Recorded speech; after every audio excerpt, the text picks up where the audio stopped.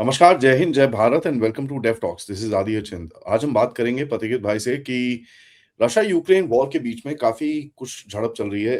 President Putin के घर के ऊपर ड्रोन फेंका गया। उसमें प्राइम मिनिस्टर मोदी ने बोला कि ही इज कंसर्न्ड, और दिखता तो ऐसे है जिस तरह से यूरोप से रिएक्शन आ रहा है कि साहब प्राइम मिनिस्टर मोदी ने ही ड्रोन फेंका था। ठीक है, तो बाकी तो और छोड़ दीजिए। प्राइम मिनिस्टर मोदी ने ड्रोन फेंका था और prime minister Modi is to blame for that. India is very bad country. तो ये जिस तरह का रिस्पांस हम वहां पर देख रहे हैं, but living that aside, Trump ने पूरी पुतिन के साथ और जेलेंस्की को बुला के पीस प्लान ट्राई करा, वो पूरा फेल हो गया। क्या होने वाला है इस गेम के अंदर आगे, क्योंकि ये कहीं ना कहीं डजंट रियली लुक लाइक ये कहीं रुकेगा, क्योंकि जिस तरह से चीजें आगे जा रही हैं, it showed us feel like कि ये एस्केलेट होएगा। पथिक भाई, नमस्कार, happy new year, and what do you think? नमस्कार आदि भाई, आपको भी शुभकामनाएं नए साल की, और आपके सभी दर्शकों को मेरी शुभकामनाएं। अच्छा, पहली चीज तो ये है कि देखिए, हम लोगों ने पिछले हफ्ते एक प्रोग्राम किया था जिसमें हम लोगों ने कहा था कि ये जो भी हो रहा है, this is not going to end the conflict. क्योंकि यूरोप जो है, वेस्टर्न यूरोप, खासकर मतलब in the garb of European union, it is western Europe जो इन्वेस्टेड है हेविली इन दिस कॉन्फ्लिक्ट। तो वो चाहेगा कि वो कॉन्फ्लिक्ट चलता रहे। एक तो उनका सिविलाइजेशनल एक एनिमोसिटी है टुवर्ड्स रशिया, और दूसरी चीज है कि इतना पैसा इन लोगों ने इन्वेस्ट करके रखा है in the war, financing the war, कि अभी वो वॉर खत्म हो जाए, end of war as it looks today will be almost like victory of Russia. तो वो नहीं चाहेंगे, तो वो पूरा बैड डेट हो जाएगा। तो इसी वजह से पिछले हफ्ते हम लोगों ने कहा था कि समथिंग माइट हैपन। नाउ ये ऐसा होगा, nobody I we are no understanding, we are no prediction on that. लेकिन जेलेंस्की का जो क्रिसमस का विश था, it was a death wish for Putin. Zelensky ने on Christmas he openly announced that his Christmas wish is death of Putin. So in that context, अगर आप देखें जहां पे जैसे हम लोगों ने पहले भी बोला था, यूरोपियन यूनियन ने 105 बिलियन डॉलर्स दिया है Ukraine to finance the war, to continue financing the war, जहां पे अमेरिका धीरे धीरे हट रहा है। तो are we surprise that this drone attack has happened? क्योंकि इस ड्रोन अटैक का मतलब है यू प्रोवोकिंग रशिया की रशिया फिर से अटैक करे। अब somebody कैन से कि रशिया ने तो पहले भी अटैक किया था जब वो पीस नेगोशिएशन चल रहा था। हाँ, रशिया भी कर रहा था, यूक्रेन भी कर रहा था, लेकिन I don't think Russia targeted the Ukrainian president's building. और रशिया के प्रेसिडेंट का बिल्डिंग का को अटैक करने का मतलब, जिस तरह से रशिया ने इसको प्रोजेक्ट किया है, it is an act of terror. It is not war, it's an act of terror. तो उसका तो एक मतलब खामियाजा भुगतना पड़ेगा। अब देखिए, दो चीज और है। आपने जैसे कहा कि मोदी साहब ने ट्वीट किया इसके ऊपर, और हो सकता है कि उनकी बात भी हुई होगी प्रेसिडेंट पुतिन से। President Trump called up president Putin, बात किया है। अगर ये लोग बात कर रहे प्रेसिडेंट पुतिन से after this incident, that means they are aware that something has happened, क्योंकि आपके पास वो इलेक्ट्रॉनिक एंड सैटेलाइट एविडेंस आ जाता है। They are aware something has happened, क्योंकि यूक्रेन अभी डिनायल मोड में है। डिनायल मोड में है और यूक्रेन बोल रहा है कि रशिया ने कोई एविडेंस नहीं दिया।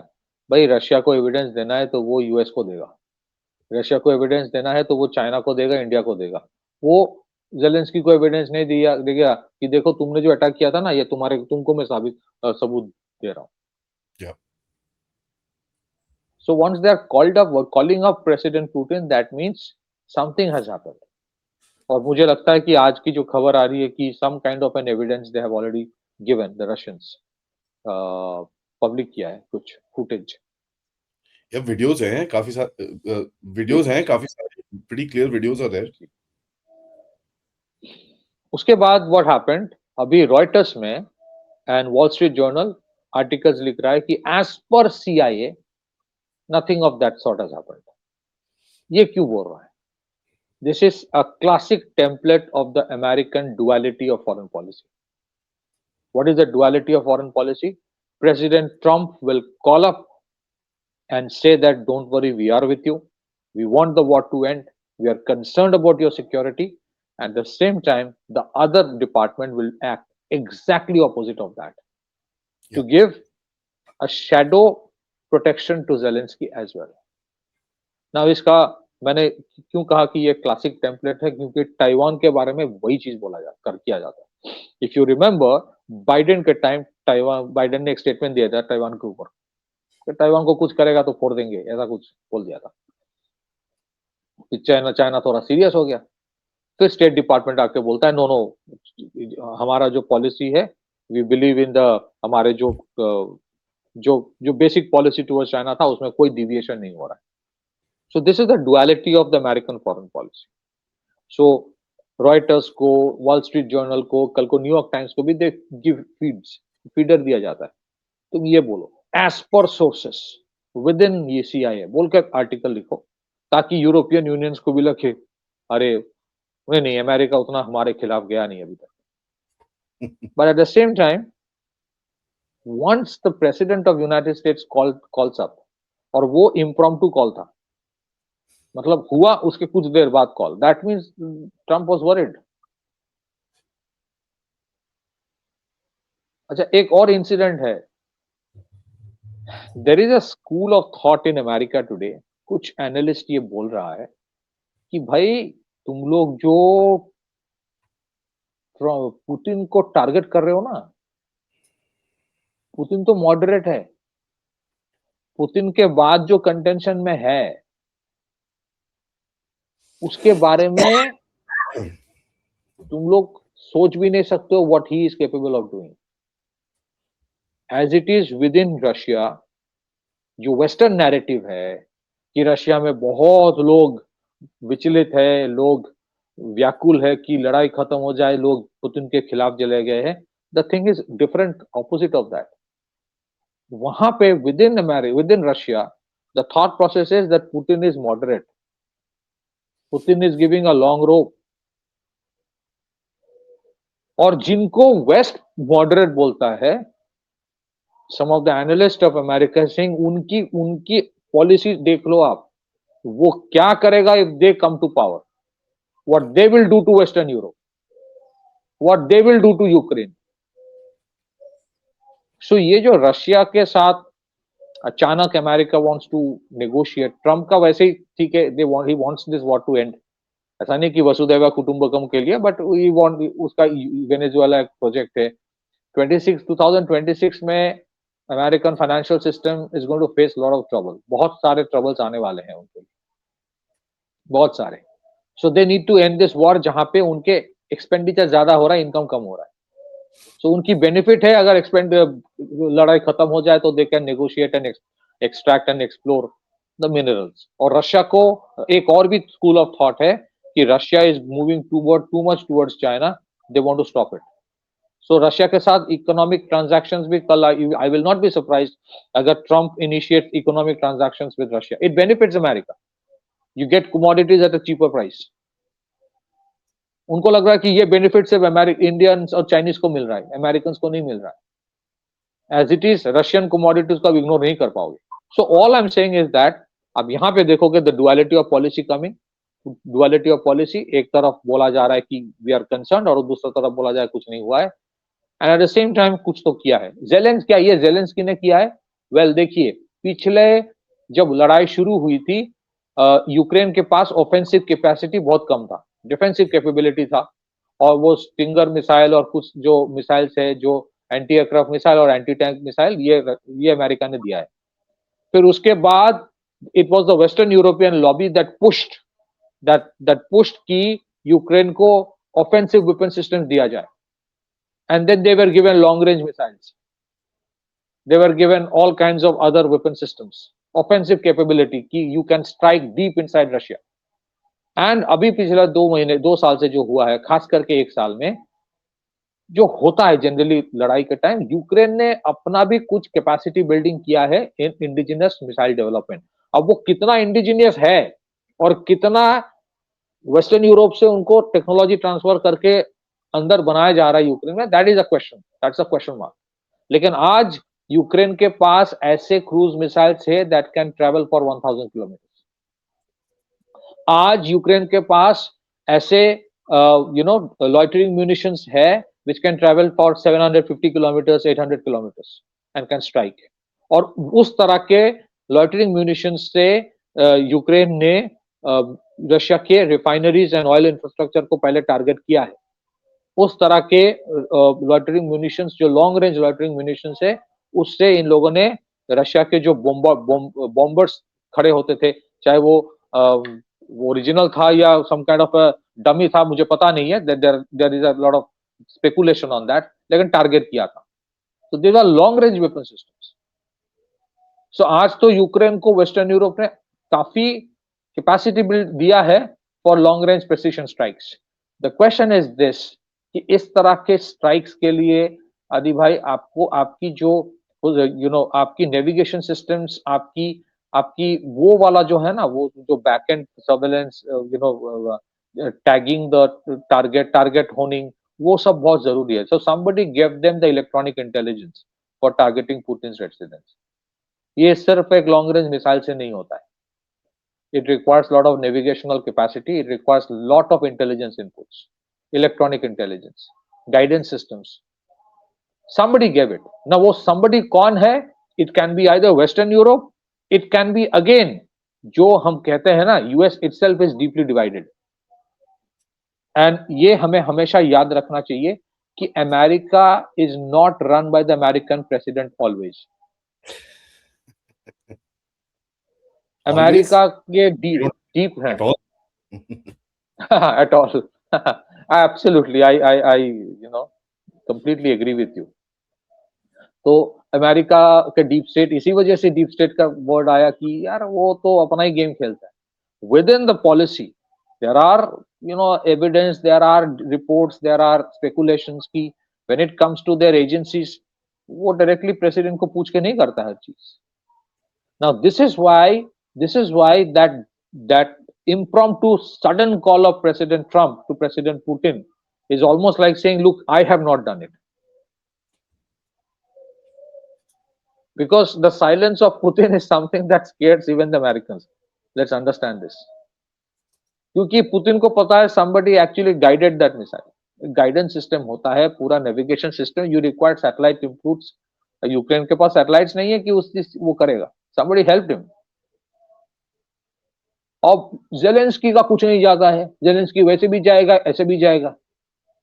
Zelensky knows till the time the war is there, his relevance, his life is there, not necessarily in the pun format। It is in reality he is there till the time war is there।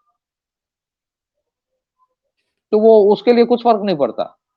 वो बोलेगा what will he do, and exactly what he is doing is this। वो बोलेगा अरे ये तो Russia का false flag operation करने का एक तरीका है। So he would put the entire onus on Russia कि नहीं नहीं ऐसा कुछ नहीं हुआ है, ये झांका देके, ये झांसे में लोगों को लाके he is planning to attack more on Ukraine. इसी वजह से किया जा रहा है। We have not attacked him. He would say ये क्लासिक, अगेन क्लासिक टेम्पलेट करो, फिर बोलो नहीं नहीं Putin is preparing for a false flag operation. So he wants to strike deep inside Kiev। He may even strike other NATO countries in adjacent areas, चाहे वो Romania हो, Poland हो, Finland हो, इसी वजह से वो बोल रहा है। This is what if you look at the statements coming from Ukraine, ये है। And last but not the least, there was a recent interview of one of the top intelligence guys of Ukraine itself।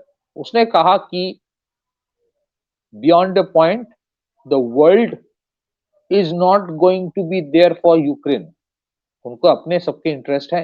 So that guy, I forgot his name, he was saying कि भाई America के अपने interest है, वो कब तक Ukraine को back करेगा। I think there is again within Ukraine, within the Zelensky government, there are divides। A section knows कि बॉस ये we cannot sustain forever। एक तो खुद हम लड़ नहीं पाएंगे जब तक सपोर्ट सिस्टम नहीं रहेगा, और support system don't expect for ever America will give us. और यूरोप का तो छोड़ दो, वो अलग चीज है, अमेरिका हमेशा नहीं देगा। अमेरिका का इंटरेस्ट नहीं है आज उसमें। But I think Zelensky is adamant that no, we have to continue with this war. और वो ऐसे नहीं बोल रहा है. I'm sure there are backers for Zelensky's views as well. वो that is where the whole Brusselian logic of war comes in. The Brussels based logic of war. So it is a very, it's a very complex situation. Like, लेकिन attacking the house of President Putin, which is one of the most heavily guarded, उसको attack करने का मतलब है you want to take this war far deeper. तो Zelensky को लगता है कि इफ बाय चांस रशिया कल पोलैंड, रोमानिया या कहीं और एक मिसाइल फेंक देता है, सो आई एम सिक्योर, फिर तो everyone will come to fight for me, and that is why this was done. Back to you. Yeah, I mean, it's really funny that something like this keeps on happening. जब भी कोई piece talk हो रही होती है, वहां पर जाके तुम एक कुछ एक एक एक यू नो एक अटैक आ जाता है बड़ा सा. And attack is an escalation, by the way, right? एक तरफ आप बोल रहे हो कि भैया हमको हमको पीस टॉक करना है, ये करना है, we agree to 95% of the, क्या नाम है, जो भी ये इनका पीस प्लान है, 28 पॉइंट, 20 पॉइंट, पता नहीं क्या क्या इनके पॉइंट ही चलते रहते हैं सारा time. We agree to it 95%, but then आके ये होता है. एक्चुअली जो बॉटम लाइन है इसके अंदर, एक चीज हमको समझ में आनी चाहिए. The requirement for peace is there, सबको पता है they can't fight this, but politically इतना डेंजरस है, क्योंकि अगर ये लेट्स से बैठ जाते हैं कि भैया हाँ जी चलो ठीक है, नेगोशिएट करते हैं, इनकी जो अपनी जनता है अपने इनके देशों के अंदर, ये इनसे एक सवाल पूछेगी कि भाई साहब, आप तो पिछले 2-3 साल से हमको ये बता रहे हो कि भाई रशिया तो अभी आ गया, और अभी भी यही बोलते रहते हैं, Russia is coming, Russia is coming, Russia is coming, it's like the शेर आया थिंग. तो आप तो ये बता रहे हो, अब आप बैठ गए हो पीस करने के लिए रशिया के साथ, तो ये कैसे चलेगा? There will be a dichotomy as far as politics is concerned, and that I don't think will be survivable. इन लोगों, ये जितने भी पॉलिटिशियंस हैं, जितने भी ये जो आपके वेस्टर्न यूरोप के पॉलिटिशियंस हैं, including Macron, including care Starmer, and जो ब्रिटिश गवर्नमेंट है, उसके बाद मेयर्स की गवर्नमेंट है, उसके बाद आपकी ये जो डच गवर्नमेंट है, काजा कालिस एंड ऑल दीज गाइस, जितने भी हैं, स्पेशली द यूरोपियन यूनियन, किस तरह से ये सर्वाइव करेंगे? इन लोगों ने अपनी पूरी पॉलिटिकल गियर, पूरी जो पॉलिटिकल सर्वाइवल है इसके ऊपर लगा रखी है कि किसी तरह से इसको आगे चलो. That's the only way they can keep their power. तो दिस थिंग मेरे हिसाब से is not about Ukraine anymore. इसका कोई यूक्रेन से लेना देना नहीं बचा है, ये बचा है इनके अपने पॉलिटिकल सर्वाइवल की बात. जी, आपने बिल्कुल सही कहा, and that is what we were discussing the last time कि ये वेस्टर्न यूरोप किसी तरह से, और इसी में अगर फिर से थोड़ा सा दोहराऊं इस चीज को, इसी में एक दरार विद इन यूरोप आ रहा है. जो ईस्टर्न यूरोपियन देश है, खास करके Hungary, led by Hungary rather, many of the eastern European countries are saying कि भाई इससे मुझे क्या मिलेगा. एक तो हमारी कमोडिटीज एक्सपेंसिव हो गया है because of sanctions on Russia. हमारे मार्केट रशिया था वो खत्म हो गया. जंग होगी तो हमें हमारे ऊपर अटैक आएगा, यूके के ऊपर पहले तो अटैक नहीं आएगा. और मैं इनके लॉजिक नहीं समझ पाता हूँ. आदि भाई 80,000 तो सैनिक है यूके के पास, उसको लेके वो छलांग मार रहा है कि यार चलो रेडी हो जाओ. अबे वोकिज्म कर करके तुमने तो वैसे ही खत्म कर दिया. सादिक खान को बना दिया लंदन का मेयर, वैसे तुम बर्बाद हो. तुम लड़ोगे रशिया से?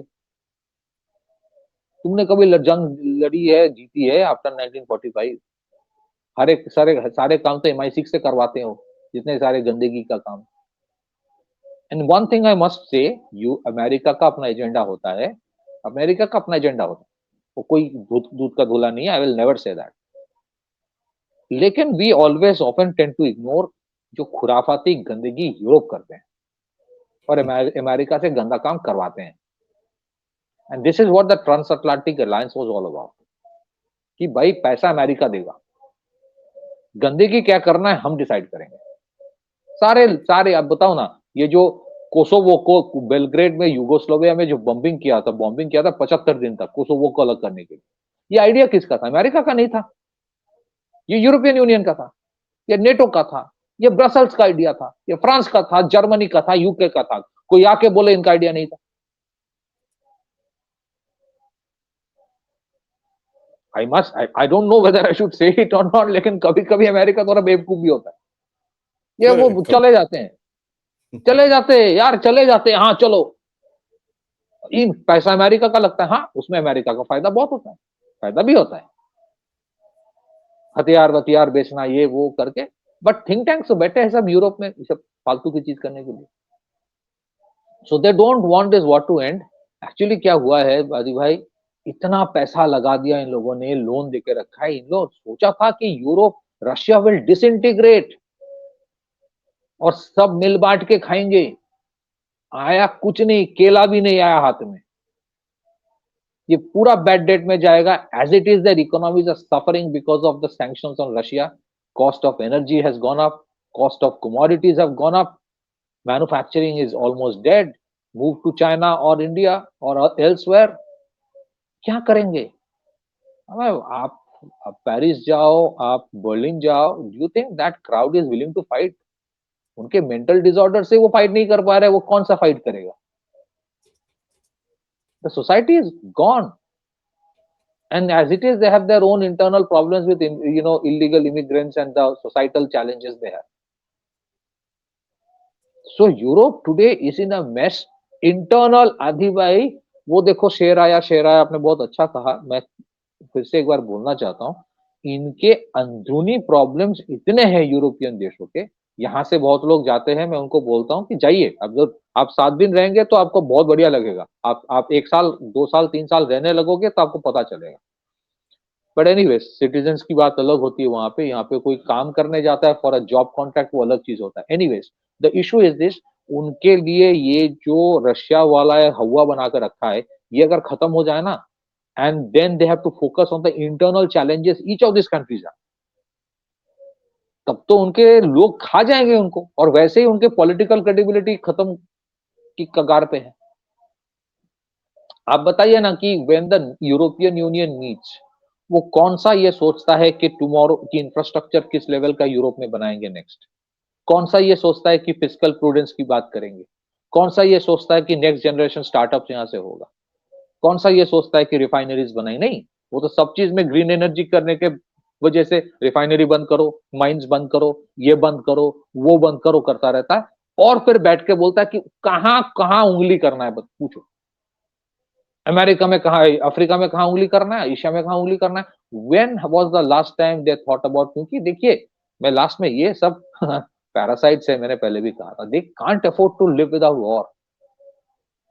सो this was done, this was deliberately done, क्योंकि यूक्रेन के पास वो precision strikes inside the, I am sure there was, देखिए इलेक्ट्रॉनिक जैमिंग और वो सब की जो और भी सोफिस्टिकेटेड वर्ड्स होगा उसका, are we to believe Russia के पास वो कैपेसिटी नहीं है? वो हर चीज करके रखा है, कैमोफ्लॉज करके रखा होगा, बहुत सारे चीज बना के रखा होगा टू प्रोटेक्ट पुतिन। अब वहां पे अगर आपके स्वॉर्म अटैक हो रहा है with drones, somebody with a better technology or a technology at par give all kinds of guidance systems to the Ukrainians to do it, या फिर यूक्रेन में कोई बैठ के करवा कर किया है, showing that as if that he's an Ukrainian but he's not. Who benefits out of it? Certainly doesn't Trump doesn't. There are, अरे फनी थिंग इज यार, मोदी जी ने बस वो बोल दिया कि भाई we are worried about what's happening there. उस पे इतना meltdown, oh India is the cause of all this stuff. अरे भाई, how is the we the cause? You are buying oil. अच्छा, you are buying oil from us. तो मुझे तो लगता है कि इसके बाद से इंडिया का स्टेटमेंट होना चाहिए, हाँ तो बोल दे, तेरे को जो करना है कर ले, ऐसा होना चाहिए। You see, after all these things, ये जितना सारे मेल्टडाउन हुए ना, इंडिया को बोल रहा है, I think we all know इस बार रिपब्लिक डे में गेस्ट तो सारे यूरोपियन यूनियन से आ रहे आएंगे सब। ट्रेड डील के लिए डेस्परेट है, ट्रेड डील के लिए डेस्परेट है। One of the biggest reason for the desperation for the trade deal with India, एक तो है ब्रिंकमैनशिप है अगेंस्ट द अमेरिकन्स, एंड दूसरा है कि Europe inside has lot of problems. But I, as we had discussed, मैंने see my, I am no astrologer, और मैं कोई जियोपॉलिटिकल एस्ट्रोलॉजर नहीं हूं। I can only say कि by basic simple analysis and calculations, geopolitical calculation, not astrological planetary calculation. हालांकि I respect that, but I am not capable of that. What I'm saying is that ये escalation जो अभी चल रहा है, ये I think somewhere around April or May it will reach a peak. Winters है ना, थोड़ा गुजरने देगा रशिया, क्योंकि विंटर्स में इनकी हालत वैसे और खराब होने वाला है, but escalation will reach around April और मई. 2026 will be very bad for Europe. Not that it will be good for the rest of the world, but it's going to. There's a see. I'll repeat again. Every 80 years or 100 years, there has been a war in Europe. You can never change that. आप पूरी इतिहास देख लीजिए, from the time of the Constantinople conflicts to the era of Nelson, to the era of Napoleon. There has been a European conflict every 100 years, 80 to 100 years. So that time has come. Last one was 1945, अभी 2025 शुरू होने वाला है. इसको आप कैसे change करोगे? Back to you. Yep. Thank you for that, Pratikit bhai. It's going to be interesting watch. आगे होता है क्या? सबसे रिक्वेस्ट है, वीडियो को लाइक करिए, सब्सक्राइब करिए and share this with your friends and families. We are back to business 1st of January. आज सब थोड़े स्लीपी मोड में होंगे, but the game still goes on. Of course, if you can, do support the channel. Check out the description for further details. Namaskar.